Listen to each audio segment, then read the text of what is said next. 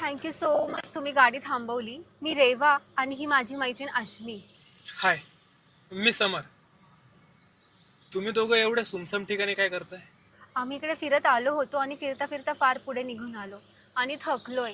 Please एवढं सगळं सांगण्यापेक्षा तुम्ही आम्हाला थोडं पुढे नेऊन सोडणार? सॉरी लेडीज, पण आम्ही इथे पुढेच चाललोय. अजय, तुम्ही आम्हाला असं एकटं सोडून जाणार? ए असू दे, आपण दुसरी कार बघू. थँक्यू.